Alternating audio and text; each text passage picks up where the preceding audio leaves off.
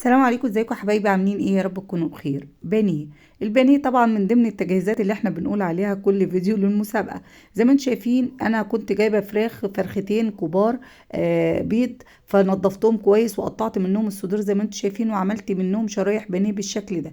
يلا بينا بقى نتبلهم. معايا بقى بصلايه كده مبشوره كويس في الكبه، حطيتها كده في الايه في اي بوله بالشكل ده، ونزلت كل التوابل بملح وفلفل اسود، وراح الفيديو قاطع. بصوا بقى، انا حطيت هنا خل رمان، وحطيت خل بلسمك، وحطيت معلقه مستردة، وحطيت كركم، وحطيت ملح وفلفل اسود وايه ومعلقه مستردة زي ما قلت لكم.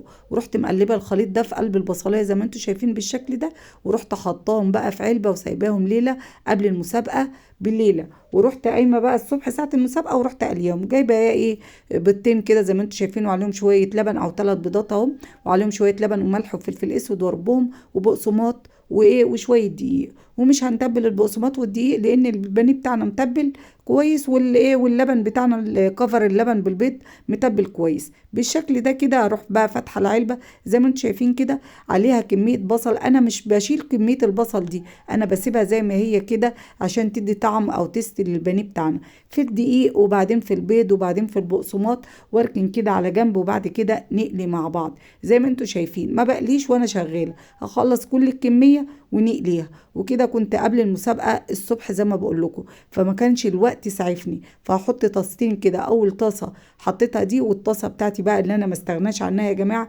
انا بحب والله الحاجات القديمه، عشان ايه؟ لقيت في التعليقات الطاسه وحشه وانت بتطلعي، والله عندي طاسات كتير، ودي اولهم بقلي فيها البانيه. بس قلت لكم بقى يلا ايه نسعف نفسينا قبل المسابقه. والبانيه ده يعني كان طالع لاصحاب نصيبه، مش من ضمن اكلات المسابقه، بس انا حبيت اعمل اكل لانه كانوا طالعين بعد المسابقه رايحين يودوا او نروح لناس كده معينه. وده طبق في فراخ مشويه لسه ما نزلش معاكم، هينزل برضو في فيديو تاني. والبانيه اهو يا ولاد بيتحمر. وده كمان السندوتشات اللي هنحشيها بالشاورما في فيديو برضو تاني. فكنت حابه ان انا اقول لكم ان انا كنت عايزه اعمله فيديو كامل، لقيته هيقعد معاكم ساعه، فانا قلت بقى ان انا افصله دقايق كده بالشكل ده. وكده بقى انا خلصت البانيه. ولو عجبكم البانيه بتاعنا ما تنسونيش بلايك ومتابعه عشان يوصل لكم كل جديد، واشوفكم على خير. وتابعوا بقى بقيه وصفاتنا اللي بتاعه المسابقه، وصفاتنا اللي طالعه لله. واشوفكم على خير، واقول لكم السلام عليكم ورحمه الله وبركاته.